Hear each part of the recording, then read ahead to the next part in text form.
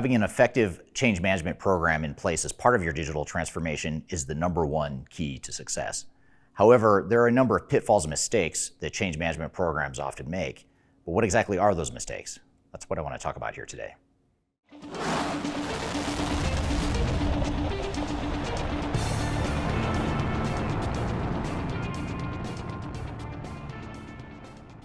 My name is Eric Kimberling. I'm the CEO of Third Stage Consulting, and we're an independent consulting firm that helps clients throughout the world reach their third stage of digital transformation success. And one of the core services that we provide to our clients when they're going through digital transformations is change management. And I've been a change management consultant since early in my career. In fact, it was the first role I filled on projects early in my career in the late 90s. And over the years, I've noticed that there's a lot of common mistakes that change management programs make and change management teams make. So what I want to do today is talk about what are some of the biggest mistakes that change management teams make and that project teams make as it relates to change management. And for more information about change management best practices, I also encourage you to download our Guide to Organizational Change Management. It's a white paper that I wrote recently to help outline some of the best practices and lessons from helping large organizations through their change management initiatives. So in order to augment the things I'm going to talk about here in today's video, I encourage you to download that paper for more best practices and lessons and tips for how to make your change program more successful.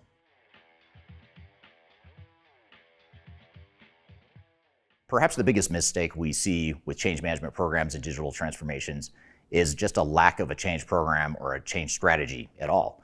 Oftentimes organizations get started on their transformation, they go out and they evaluate software, they start implementing, and then they wait until some sort of resistance starts to form or until they realize that the change is going to be a little bit more difficult than they thought. And then they go to try to play catch up by implementing a change strategy and plan after it's too late and after you've already caused delays because now people are starting to resist and push back on the project. So probably the biggest mistake we see is project teams and organizations that don't have a change strategy or a change plan, which creates a lot of other problems, which is part of what I'll talk about throughout the rest of this video.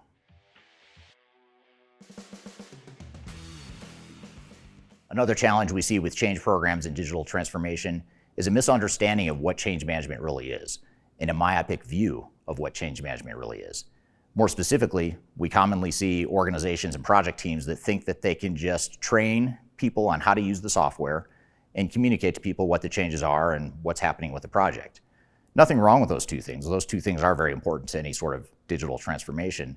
But if you think about the magnitude and scope of what change management should be and needs to be in order to be successful, training and communications is just a tiny part of the overall change program. So in order to be successful, we need to have a complete and comprehensive change program that goes well beyond training and communications. Now, I'm not going to dive into every component of what change strategies should include beyond training and communications, but a lot of videos on my YouTube channel do dive into that in more detail. In fact, I have a playlist that I've included a link to right here. If you click on this link right here, that'll take you to a playlist of change management related content that really dives into what the major components of change management are, what the deliverables are, some of the most effective change strategies, some of the common pitfalls, all the stuff you need to know about change management can be found here in that playlist. I also encourage you to download the Guide to Organizational Change Management that I mentioned earlier in this video, which also dives into more detail about change management methodologies and strategies that we've seen be the most successful with our clients.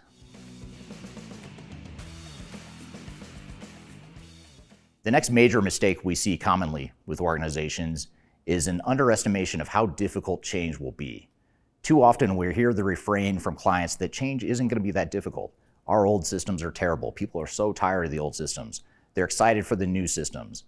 This is especially true when you're evaluating new systems and people start to see the endless possibilities of new technologies. People tend to get excited about the idea of change.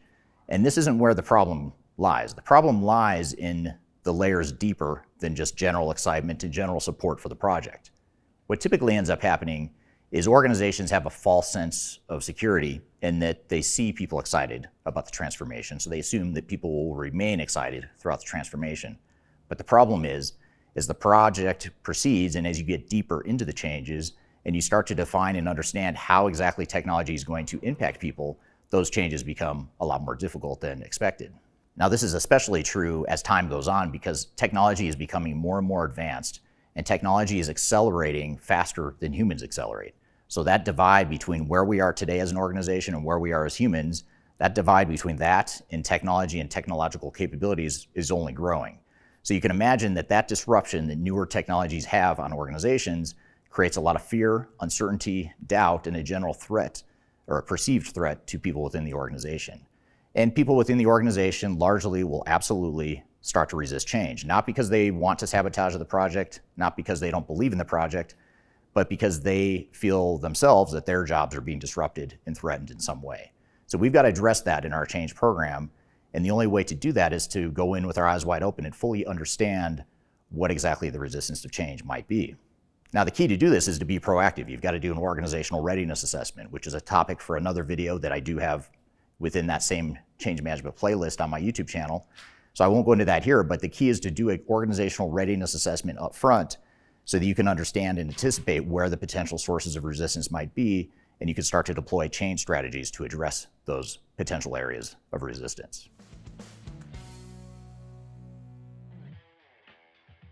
Another challenge that we see with change programs throughout the world is that organizations have a tendency to want to just go hire a bunch of solo contractors to handle their change management efforts.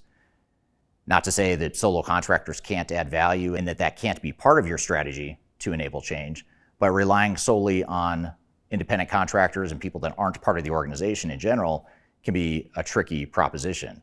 And what ends up happening is a couple things. One is you end up with independent contractors that have different ways of operating and different mindsets, different degrees of experience on change management, but it also creates a lack of ownership and responsibility within the organization.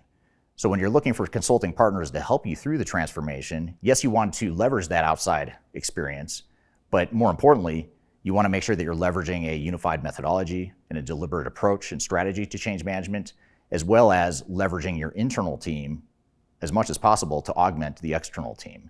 So rather than relying on outsourcing to independent contractors or outside consultants, you really want to look for that right mix or that right hybrid of leveraging your internal competencies and skills as well as the outside competencies and skills. Because at the end of the day, this is your change, this is your organization, and you need the faces of the change to be within your organization.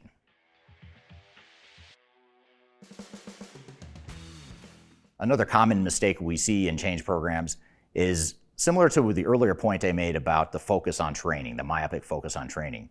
Along with that myopic focus on training comes another mistake, which is to train people too early in the process. So in other words, we're training people weeks or months in advance prior to ever using the system in a meaningful day-to-day way, and people just simply forget how the software works in some cases. In other cases, the software changes. The way the software gets deployed at the end of the day looks different than the way we trained people earlier on. So you want to make sure that you do some training and communications and change management effort early in the project. You absolutely want to do that. But when it comes to training, training is something that's better left to the end and better left to more of a just-in-time training approach. Now, having said that, you do want to do some training early on. If you can train your core team and some of the key super users on the base functionality of the off-the-shelf software early on, that can be a very good way to build an internal competency and understanding of the vanilla software. But when it comes to training mass amounts and mass numbers of end users that are going to be using the software every day, you want to train them later in the process, but instead focus on other change management activities that are prerequisites to the training. So for example, things like organizational design and change impact assessments. I also mentioned the organizational readiness assessment. There's a lot of other two-way communications that could be happening along the way to get people comfortable with the change so that by the time you get to training at the end of the project, right before go live, they're comfortable with the changes. They know what the changes are, why they're happening, how it's going to affect them. They know what their new jobs are going to look like, what their new roles and responsibilities are going to look like. They've worked through all the processing of that change already. Now it's more of a capstone process of really teaching them how to do those new processes and responsibilities within the technology. So one thing you could do to make sure you don't make the mistakes that many others do is to make sure you don't train your end users too far in advance.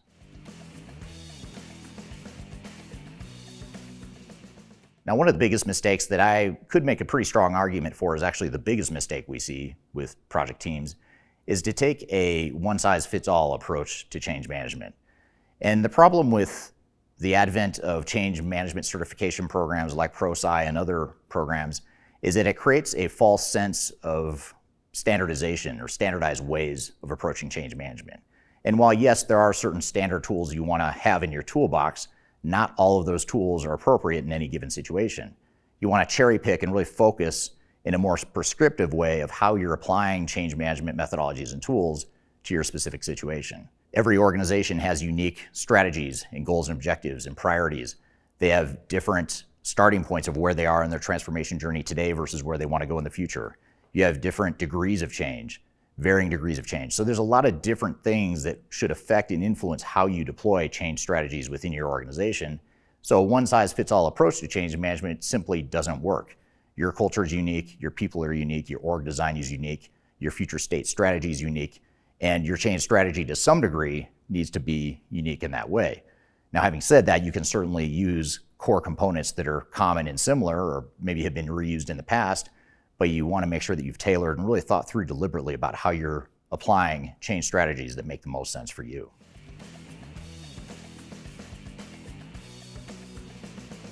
Now, one more change management mistake I'll talk about here today is one that's probably my biggest pet peeve, which is change management consultants and change practitioners that operate in sort of an ivory tower. They don't want to touch the operational stuff. They don't want to get too caught up in the technology stuff. They want to do the more touchy-feely academic side of change management because that's what they enjoy. And it creates a sort of a bias that can be highly ineffective because ultimately organizational change needs to be heavily and tightly integrated with your overall operational strategy, your future state operations, as well as your future technological landscape. So I found that the most effective change consultants are the ones that not only know change management and some of the softer side of change, but the ones that also understand tangible methodologies for change management. But even more importantly than that, I would argue, is they also understand operations. They understand supply chain management. They understand manufacturing or warehouse management or whatever the scope is of your digital transformation. You want change consultants and change team members that understand operations and can apply their change management knowledge within that context. And a third thing I'd say is people that understand technology. They understand how technology works. They're not afraid of technology. They may not be developers. They may not be the ones to roll up their sleeves and configure the software, but they at least understand it enough to be able to speak a common language and understand the real scope and magnitude of the changes. So that's one of the bigger things you could do is make sure that you have a cross-functional and a cross-disciplinary approach to change management that doesn't just separate change management as a separate work stream. It's something that should be integrated throughout the entire project. So I hope this has provided you some lessons and mistakes to watch out for as you're executing your change strategy and plan for your digital transformation. For more information about change management best practices and lessons and strategies, I encourage you to download my Guide to Organizational Change Management, which provides a number of best practices and tips to help you with your transformation. You can find that book that I wrote via the link in the description field below, along with other resources that I think will help you as you plan for your digital transformation journey. So I hope you found this information helpful and hope you have a great day.